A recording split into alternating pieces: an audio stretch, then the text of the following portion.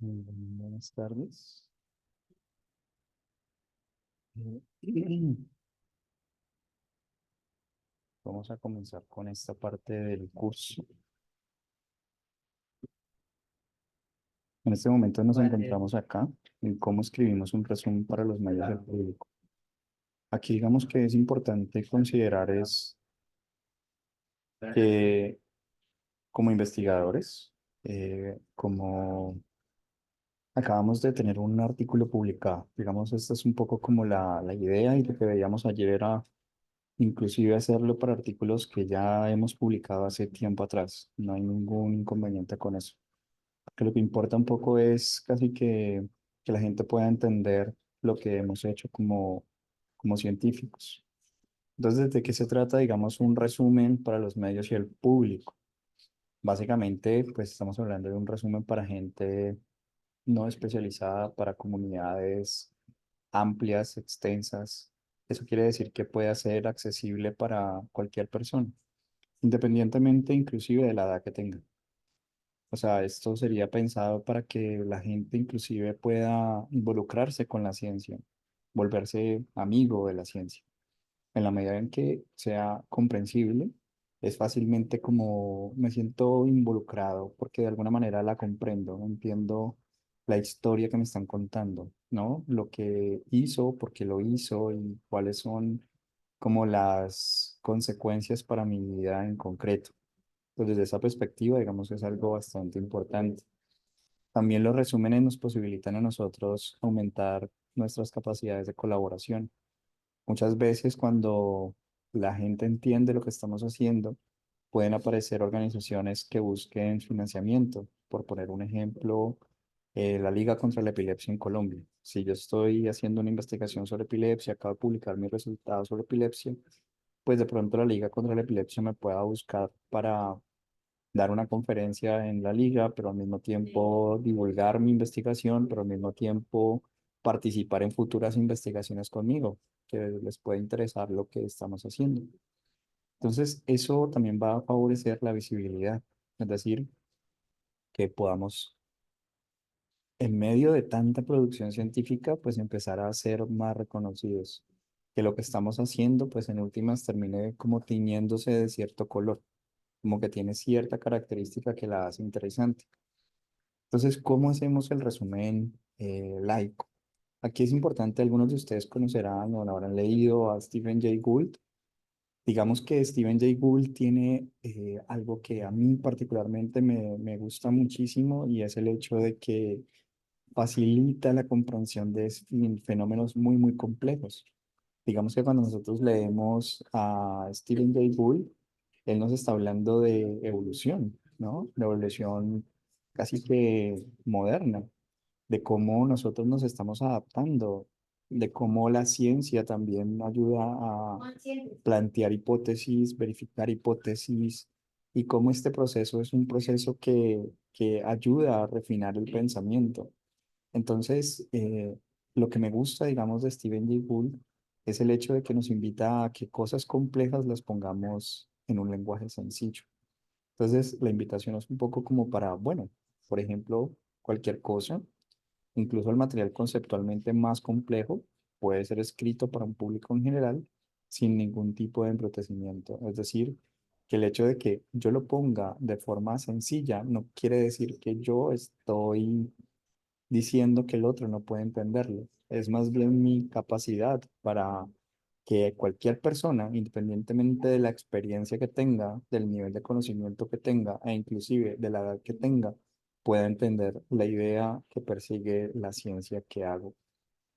Y esto, digamos que me parece brutal porque, por ejemplo, el origen de las especies que Darwin escribe tiene el efecto que tiene es porque se escribió de una manera que puede ser utilizado por cualquier persona. O sea, era un libro que se podía leer en cualquier persona tenía acceso a él, pero al mismo tiempo lo podía entender.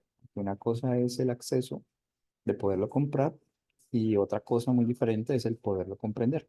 Entonces, aquí lo interesante es cómo pues, Stephen Jay Gould nos recuerda que cuando nosotros escribimos cosas complejas, para pensando en los lectores, no pensando en nuestros colegas científicos, sino en que nos puedan entender, pues finalmente se nos hace mucho más accesible. Entonces pensar en resúmenes que se puedan usar, resúmenes que las personas puedan utilizar y que la prensa pueda seguir, pues es básicamente lo que se hace en esta parte del curso. Por ejemplo, les comparto que mi hermana es comunicadora social y ella como comunicadora social estuvo, digamos, trabajando en el Instituto de Investigaciones de, para Enfermedades Infecciosas aquí en el Valle del Cauca, en el CIEDIN. Y lo interesante es que a ella era la encargada de toda esta cuestión como tan compleja de que se producía en el CIEDIN, poderla poner en Twitter para que la gente entendiera qué era lo que estaban haciendo, ponerla en Facebook, ponerla en las redes sociales, o sea, bajarla para que cualquier persona pudiera entenderla. De ahí de pronto viene también la idea de, seguramente ustedes han visto estas charlas TED, ¿no? Las charlas TED son investigaciones muy complejas que se vuelven para que la gente pueda eh, entenderlas, ¿no? Entonces, primer tip, empiecen a consumir charlas TED, por ejemplo, para que vean cómo investigaciones que pueden ser muy complejas terminan convirtiéndose en cosas de uso cotidiano. Por ejemplo, los documentales que vemos, por ejemplo, en Netflix, eh, que están saliendo todo el tiempo. Por ejemplo, ayer veía uno sobre las, los microorganismos, ¿no? El microbioma y cómo eso impacta la salud de una manera que hasta un niño de cualquier edad podría entenderlo. Entonces, de lo que se trata esto es un poco de recordar que lo que estamos haciendo es que cuando voy a hacer un resumen, este resumen pues tiene una historia, ¿no? Tiene una historia que quiero contar y para la cual entonces necesito pues una cierta introducción, que ahorita vamos a ver un poco como cuál es la finalidad de ella. ¿Cuántas palabras más o menos debe de tener? 100 palabras. O sea, siempre pensar como que en 100 palabras, ¿cómo puedo comunicar mi investigación? La introducción en últimas nos empieza a dar como un contexto, nos dice qué es lo que tenemos que saber, ¿cierto? Como que, como que por qué estamos leyendo esto, ¿no? Un propósito que implicaría la finalidad, digamos que en función de ese para qué estoy leyéndolo, pues aparece como una respuesta a partir de la investigación que yo estoy produciendo y puedo entonces describir lo que yo hice, resumir mis resultados e indicar lo que significa.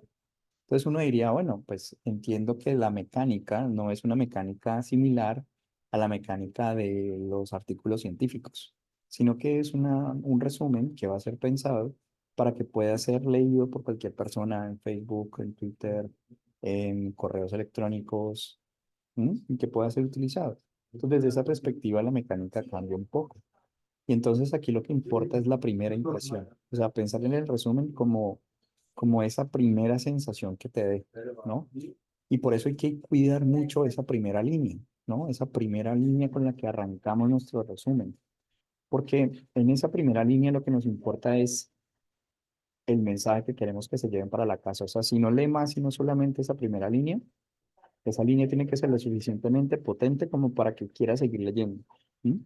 Por lo tanto, no vamos a dar vueltas, vamos a ser fronteros. O sea, las cosas se dicen de frente y se dicen directamente, sin dar vueltas. Por lo tanto, la pregunta que deberíamos estarnos haciendo nosotros con nuestra investigación, de toda esa investigación, de todo ese resumen científico que hicimos estructurado y tal, ¿qué es lo que quiero compartir? ¿Qué es lo más importante que quiero compartir? ¿Sí? Y esto nos ayuda mucho, por ejemplo, cuando veíamos la clase de investigar o pasar la tesis a un artículo científico, es un proceso similar. Tengo una tesis extensa, pero no todo es importante. No todo lo quiero poner en un artículo, no todo es suficiente para un artículo para poder que se entienda el mensaje. Pues, ¿qué es lo más importante que tengo para compartir? Es la pregunta que todo el tiempo me tengo que estar haciendo.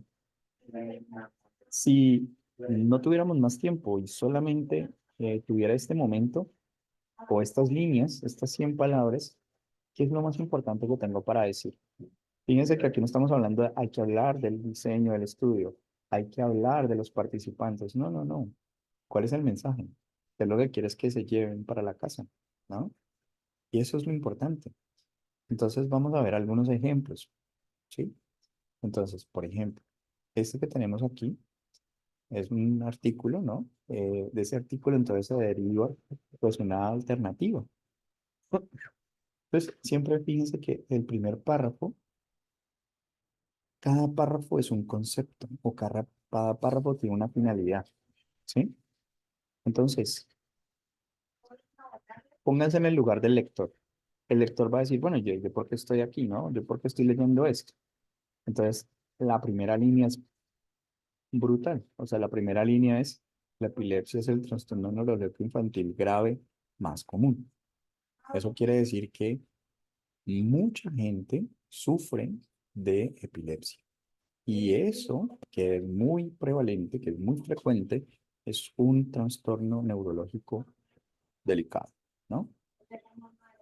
Entonces, ahí estamos allí como diciendo, ¿por qué estamos ahí? Porque hay un problema, porque ese problema es muy común y además de que es común, es delicado, ¿no? Y además requiere que la persona que lo vive se haga ajustes, que haga cambios para que pueda controlar su epilepsia, ¿no? Y entonces, oye, ¿y eso quién lo dice? ¿No? ¿Con base en qué estamos diciendo? Ah, pues las investigaciones demuestran que los jóvenes con epilepsia tienen mayores niveles de depresión y ansiedad social, disminución de autoestima. Los estudios también muestran que bajos niveles de conocimiento sobre epilepsia se correlacionan con problemas psicológicos en los jóvenes. Bueno, ¿y eso qué tiene que ver conmigo? ¿Eso y qué? ¿No? Ah, pues las intervenciones grupales pueden ser una manera eficaz de atender esos problemas. ¿Mm? Pues fíjense que no se trata de grandes detalles. Aquí no estamos diciendo cuántos jóvenes participaron ni nada. Estamos es como contándote nuestra historia de lo que encontramos, de lo que significa, de por qué te debería importar. Aquí le ponemos que lo que se trata es nuestro trabajo con el resumen laico, con ese resumen para que la gente se involucre, para que no, los medios se involucren y puedan conocer nuestro trabajo, pues consiste en que en 100 palabras tratemos de que lo que hicimos sea accesible para todo el mundo. ¿Cómo lo hacemos? Pues bien, simplemente evitemos toda la jerga científica. Eso quiere decir, ah, es que yo soy abogado, entonces tengo una manera de hablar. Ah, es que yo soy de salud pública y tengo una manera de hablar. Soy médico y tengo una manera de hablar. Es como evitar la jerga propia de mi comunidad y tratar entonces de evitar acrónimos, abreviaturas, términos complejos que en últimas lo que hacen es como excluir, separar los distintos segmentos de personas que les puede interesar mi manuscrito. Entonces lo que vamos a tratar es de abolir ese vocabulario interno, ese vocabulario que es propio de nuestra comunidad y vamos a tratar entonces de educar a las personas en ideas que son complejas, pero de una forma simple. Y lo que vamos a evitar al máximo es que algo que es simple lo volvemos complejo. Algo así como confunde y reinarás, no. Entre más claro, mejor. Entonces, ¿cómo hacemos eso? Pues lo primero, en cualquier cosa, es como desempacar la ciencia, ¿no? No siempre hemos escuchado que la ciencia es como un ladrillo, ¿no? Que los científicos son como unos pocos, unos elegidos, ¿no? Que tienen como el intelecto suficiente para entender lo que están haciendo.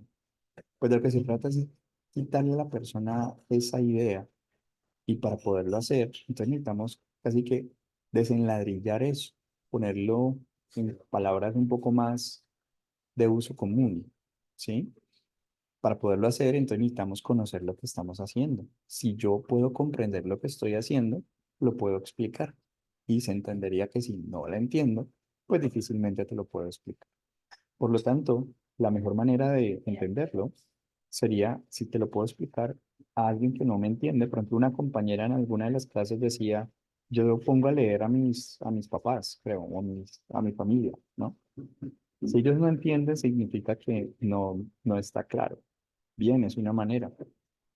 Empezar a como decir, ¿cómo le explico esto a un niño? ¿No?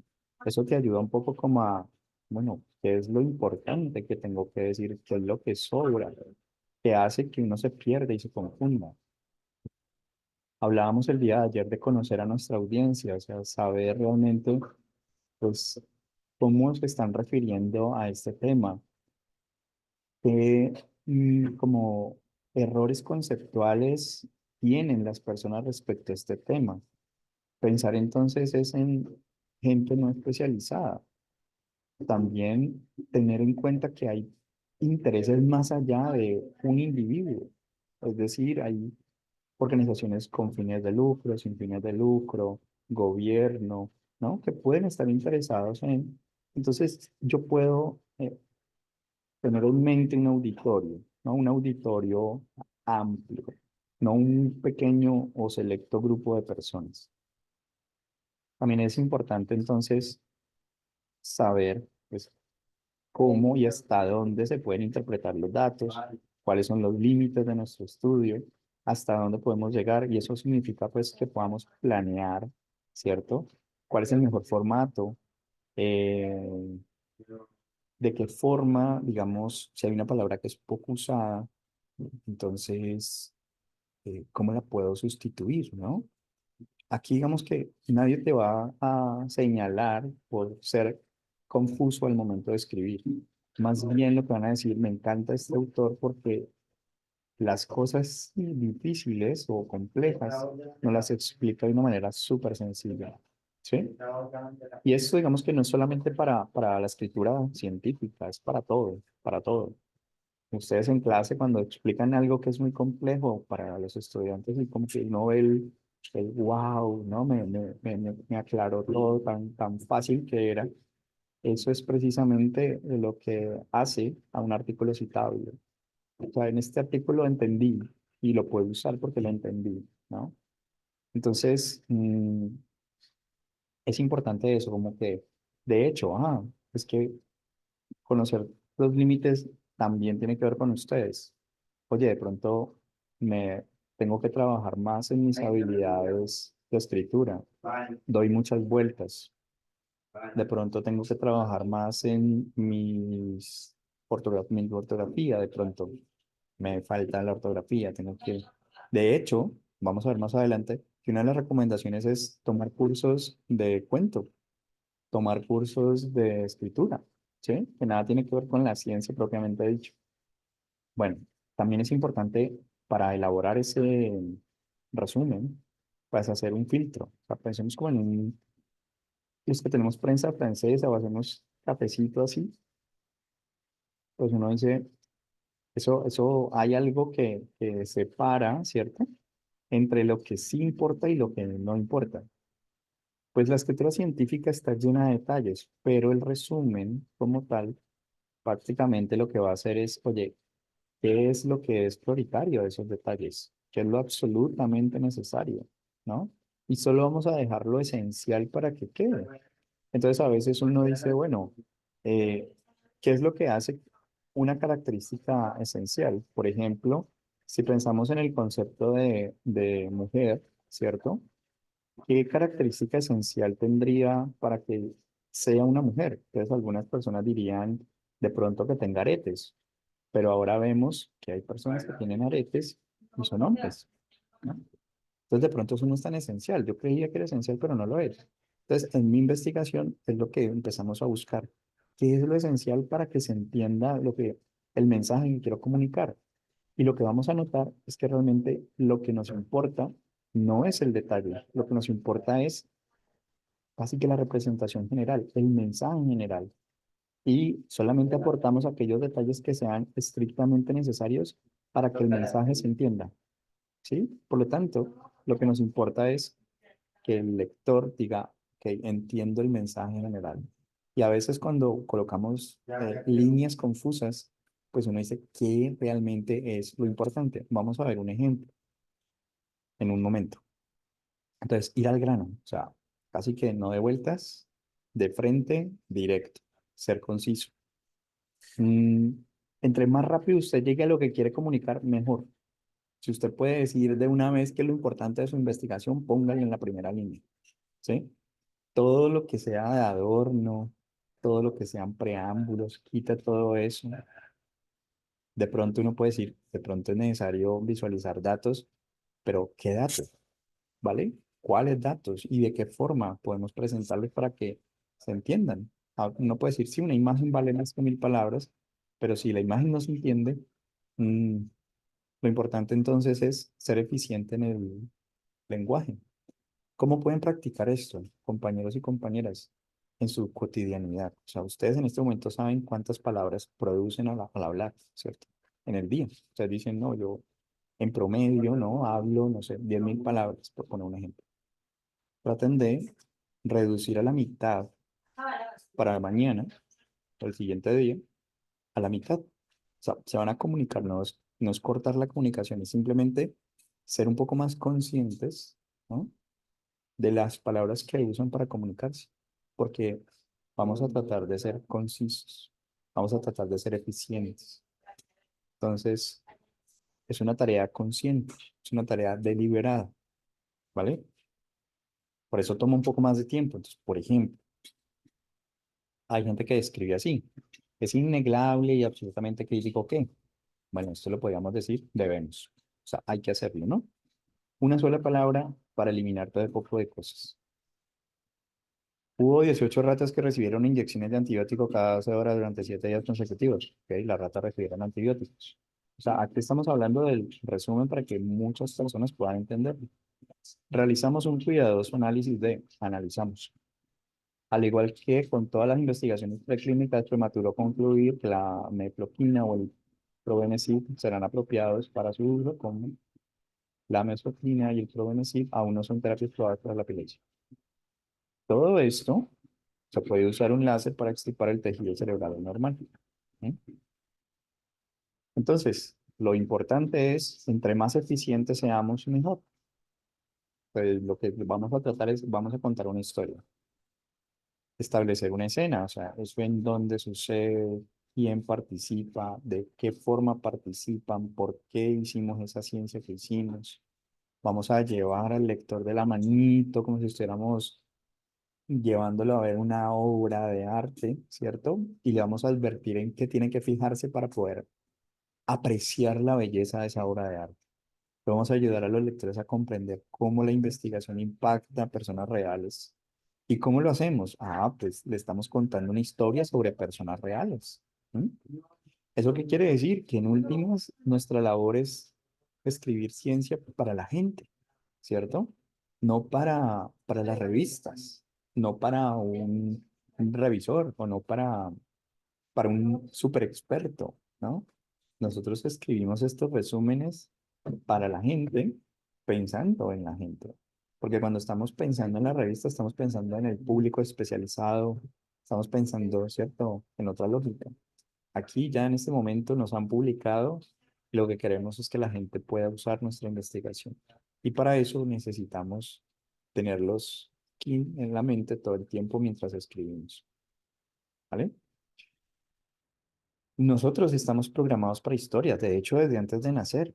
O sea, cuando ustedes le preguntan a sus papás si qué era lo que querían, si querían un niño, una niña, ahí ya hay una historia, una narrativa, por qué les pusieron ese nombre, ¿no? ¿Por qué en ese colegio? Todo el tiempo estamos narrados y somos narrados, ¿vale? Entonces, si estamos programados para esto, los resúmenes deben de contar una historia. Debe haber como esa tensión, ¿no? Y aquí lo interesante es que a veces creemos que la ciencia como que no debería, ¿no? De haber drama y suspenso. No, es todo lo contrario. En estos resúmenes lo que buscamos es precisamente que la gente disfrute, que sienta, que se involucre. ¿Y cómo lo hacemos? Mostrándole qué fue lo que descubrimos y mostrándoles cómo eso que descubrimos los impacta. ¿Mm? Eso es lo que nos corresponde a nosotros en todo lo que estamos haciendo, hacer accesible la ciencia, el puente que estamos tejiendo entre nosotros como científicos y ellos como no científicos. Estamos pensando en ellos. Entonces, por ejemplo, esta es una introducción, ¿sí? Entonces, en esta introducción arrancaríamos un poco con el contexto, colocaríamos quiénes son, en dónde es. Entonces, el impacto de la epilepsia variará para cada niño y cada familia. Un diagnóstico temprano de epilepsia puede traer necesidades y desafíos adicionales que afectan el bienestar del niño. Esta primera línea, el impacto de la epilepsia variará para cada niño y cada familia, pues es como la elección potente que se hace para vincularte, ¿sí? De que si bien antes mencionábamos, la epilepsia es una de las, digamos, desórdenes neurológicos más comunes y más graves, pues esa variación es sobre nosotros distinta, varía, ¿sí? Esa gravedad. Entonces aquí digamos que lo que estamos mostrando un poco es ese contexto, ¿sí? Los desafíos pueden afectar significativamente la forma en que la familia funciona. Identificar las necesidades, proporciona y garantiza una sólida red de apoyo para mejorar resultados de salud y calidad de vida. También es importante mostrar el futuro, ¿no? Entonces, la historia tiene una intro, como arrancamos mostrando ese contexto, ¿cierto? Esa narrativa. Ahora vamos para el futuro. ¿Qué nos depara, no? Entonces, describir el impacto potencial del estudio. Pensemos en gente de carne y hueso. ¿A quiénes y de qué manera? En este caso, por ejemplo, son las familias, los niños. Ahorita vamos a mirar el ejemplo. ¿Cuáles son las acciones que nosotros podemos tomar a partir de lo que hemos presentado, ¿no? Y irnos un poco al futuro. Entonces, por ejemplo, este estudio proporciona información que respalda cómo la epilepsia puede tener un amplio rango de impacto en las familias. Compartir las preocupaciones sobre la salud y el bienestar garantizará que se implementen evaluaciones, tratamientos y apoyos. Entonces es una herramienta de uso. ¿Qué puedo hacer yo? Puedo, como ya sé que esto afecta, puedo hablarlo con mi doctor, médico, enfermero, ¿cierto? Para mejorar. Notar entonces qué cosas, qué elementos tenemos que mejorar nosotros para hacernos cada vez más potentes en la manera en que comunicamos nuestros resúmenes.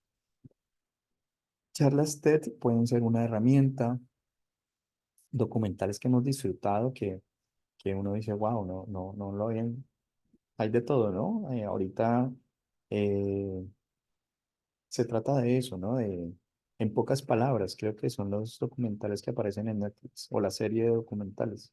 Y hay sobre cada cosa, ¿no? Entonces, nosotros podemos aprender de algunas charlas que podamos escuchar. Gente que ya haya de pronto en las editoriales de revistas o las editoriales del país, El Tiempo, cosas así. A veces salen como estos editores científicos o estos periodistas científicos que lo que buscan es que la gente pueda usar ese conocimiento complejo que se ha producido. Pues aprender de ellos, oye, esto tan complejo, yo leí el paper, o sea, leí el artículo y este señor me lo explica de una manera muy interesante. De pronto, si bien no sería lo más recomendable éticamente hablando, pero ustedes pueden, por ejemplo, decir, bueno, puedo coger mi investigación y le puedo pedir a ChatGPT, ¿no? Que me haga como un resumen para gente no especializada, ¿no? ¿Cómo él lo diría él? Ese puede ser un punto de partida, pero como les digo a los estudiantes un poco, ve tan chévere que lo hace cuando hay internet, ¿no? Pero cuando no hay internet, tan mal que lo hace. Pues eso no nos quita la responsabilidad de aprender a fijarnos utilizando lo que hemos visto, utilizando entonces, listo, qué elementos nos pueden, qué es lo más importante de mi historia, cuál es el mensaje que quiero comunicar, el mensaje que quiero que se lleven para la casa. Y que ese mensaje que quiero que se lleven para la casa, voy a trabajar en pulirlo para que cada vez sea más claro. Y eso implica entonces, este es el mensaje que quiero que se lleven para la casa, pero de pronto necesitan un contexto para que entiendan mejor las implicaciones que tiene ese mensaje. Entonces voy a hacer mi párrafo antes de ese, ¿no? Para buscar en darles ese contexto. Y ese mensaje que quiero que se lleven para la casa, quiero complementarlo con las aplicaciones o los usos de ese asunto. Hemos visto distintas alternativas de cómo podemos hacerlo, pero se trata es de practicar. O sea, esto uno investiga investigando, uno aprende es haciendo, entonces se trata de eso. Mm, Otra recomendación pues sería tomar clases de escritura o de narración de cuentos, porque nos ayuda también a entender un poco la mirada. Nuevamente Stephen Jay Gould, ¿sí? A veces volver a recordarnos, no tiene por qué ser eh, algo lejano, ¿no? Algo como hecho para unos pocos, sino que todo lo contrario. Es básicamente que entre más personas puedan entender la ciencia que estamos produciendo, eso va a impactar mejor pues, la vida de las personas. ¿Dónde nosotros podemos encontrar, digamos, este tipo de resúmenes, así como para todas las comunidades y como, pues, por ejemplo, hay revistas, ¿no? Que te invitan, o sea, una vez que te publican, te llegan y te dicen, mira, tu artículo fue publicado, por favor, elabore un resumen de 100 palabras, ¿no? Donde nos explique la investigación. Es que nos están diciendo, vea, usted que es el que sabe, usted que es el experto, ¿sí? Entonces, hágalo, escríbalo para que cualquier persona pueda apropiarse de él, pueda usarlo y nosotros podamos utilizarlo para difundirlo. Porque lo que nos interesa no es lo técnico, lo específico de su artículo publicado. Lo que nos interesa es el mensaje que las personas pueden utilizar de eso que ha sido publicado.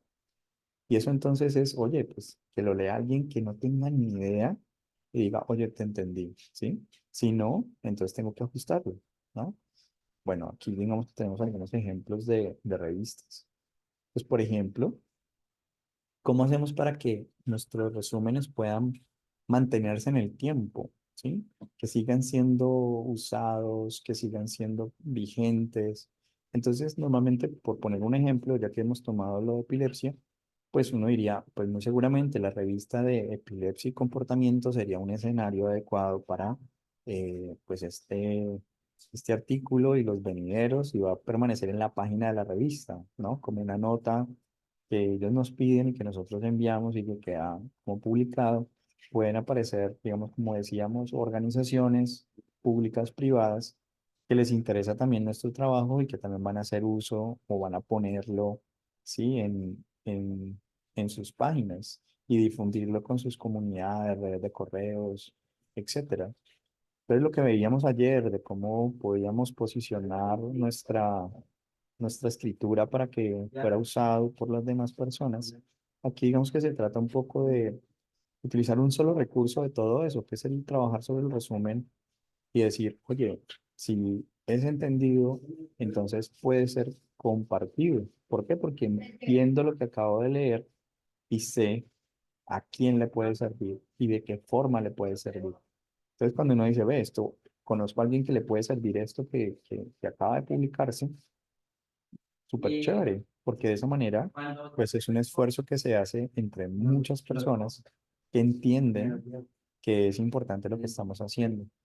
Entonces, ¿cómo logramos eso? Ah, pues cuando usted esté escribiendo su resumen, tenga en mente las necesidades de las personas para las cuales usted está escribiendo. Es decir, cuando usted produjo ciencia, usted la produjo para personas de carne y hueso. Los que producimos ciencia para seres humanos, los que producimos ciencia para animales, ¿no? Diríamos, oye, pues los seres humanos que usan este conocimiento para los animales, ¿cómo pueden utilizarlo? Y así, digamos que tendríamos en mente todo este asunto. Puede que yo trabaje con objetos, con sistemas, pero igual son seres humanos quienes usan estas herramientas. Entonces, pensar siempre en esos usos, en esas aplicaciones de esos seres humanos que van a tomar decisiones para usar lo que hemos producido. Entonces, ¿dónde aparecen estos resúmenes? Van a aparecer en la prensa, o sea, van a aparecer en los titulares, van a aparecer en redes sociales, subidos en cualquier lugar. O sea, a veces uno busca su nombre y uno encuentra páginas de uno colgadas por distintos lugares y uno dice, bueno, debe ser otra persona. De pronto, el asunto es que vamos haciendo un camino y ese camino no depende de nosotros de dónde va a terminar. Lo que depende de nosotros es que el mensaje quede claro. Y ya los usos de eso, ya las personas lo dirán. Porque es importante entonces que hagamos resúmenes, o sea, que una vez tengamos un artículo publicado o ya tenemos artículos publicados y queremos empezar a divulgar resúmenes para que todo el mundo los entienda, porque es importante que hagamos eso. Entonces, si bien aquí estamos hablando de una ruta de mayor probabilidad de citación, mayor probabilidad de publicación, el hecho de que ustedes empiecen a trabajar con esa mente, tener en mente que estamos escribiendo para personas de carne y hueso también hace que uno empieza como a fijar audiencias. Entonces dice, cuando estoy en esta revista, la audiencia que tengo es esta y los revisores son estos. Entonces voy a escribir para que ellos entiendan, ¿no? Ah, pero si es multidisciplinaria, entonces mi forma de escribir es esta. Ah, pero ya no es ni siquiera multidisciplinario, es para personas inclusive sin ningún nivel educativo.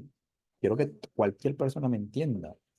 Entonces, son el mismo mensaje, pero ajustado para distintas audiencias.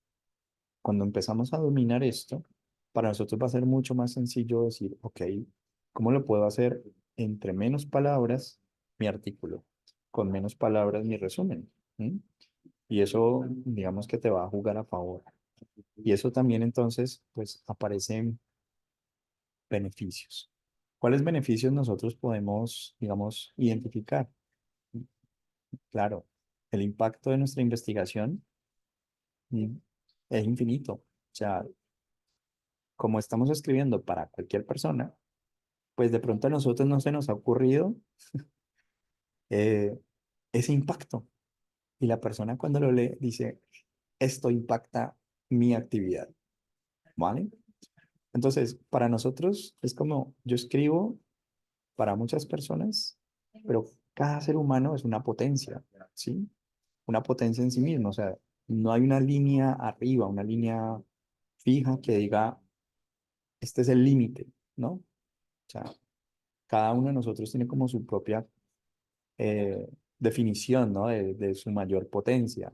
Entonces, algunos trabajamos en ciertas cosas más que en otras.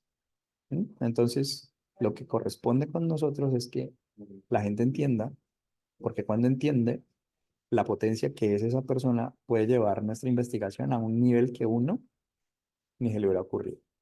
Entonces, amplía mucho el impacto de nuestra investigación, permite colaboraciones nuevas, porque entonces nos van a escribir correos, nos van a invitar, van a divulgar y el asunto se convierte en que una vez que uno entiende, pues se borra una barrera, se teje un puente, nos entendemos, hablamos el mismo idioma, entonces venga, colaboremos. También para ustedes cuando van a hacer financiamiento de proyectos, etcétera, pues es mucho más sencillo cuando las personas entienden para la comunidad, digamos, donde de pronto está siendo utilizado la investigación que producimos, nos favorece un poco en el asunto de que la comunidad usa nuestro conocimiento y normalmente los financiamientos y demás es demostrar en últimos que uno es capaz de producir ciencia, pero además de que la puede producir, también es capaz de dejar capacidad instalada, es decir, que las personas puedan usar, apropiarse de la ciencia que uno produce. ¿Y eso cómo se demuestra? Vea, aquí están los resúmenes, aquí están los titulares de prensa, aquí está la gente de común usando el conocimiento que uno produce. Las relaciones públicas también, o sea, te van a invitar a conversar, a hablar, clases, cosas. Entonces, esto también es interesante. Te da también nuevas rutinas para tu descubrimiento científico, porque esto es importante, porque como mencionábamos, a uno no se le ocurre, o sea, uno escribe como en el corto plazo, ¿no? Pero el hecho de uno ponerse como a narrar una historia, el hecho de uno empezar a pensar en cómo lo puedo poner más sencillo, hace que al simplificarlo se te ocurren ideas, ideas para otras investigaciones. ¿Sí? Como que unos puntos que de pronto antes como que estaban en lo técnico, como muy conceptual, muy abstracto, cuando lo empiezas a poner en concreto se te ocurren nuevas preguntas, que es lo más bacano de esto. Bueno, impacto social e incidencia en políticas públicas es pues algo como reiterativo, constante, ¿no? En este ejercicio. Y sobre todo, creo que lo más importante es que cuando lo hacemos, pues lo que producimos es resultados en los individuos, cambios en los individuos. Que es que uno le gustaría poner en su artículo resultados esperados, pues que la gente cambie, ¿cierto? Pero pues eso no depende de nosotros. Pero lo que sí es importante con esto es que cuando la gente entiende y la puede usar, pues es como una herramienta. Pues, la usa y mejora, ¿no? Entonces, lo interesante de eso es que ya no hay barreras porque no entienden. De eso se trata un poco este ejercicio. Bien, les voy a mandar el linkcito de asistencia. No sé si tienen alguna inquietud. Mañana vamos a estar es con... Vamos a hablar un poco es... O sea, ya nos quedan dos clases.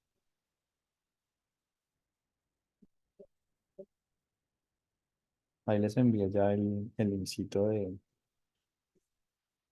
clase.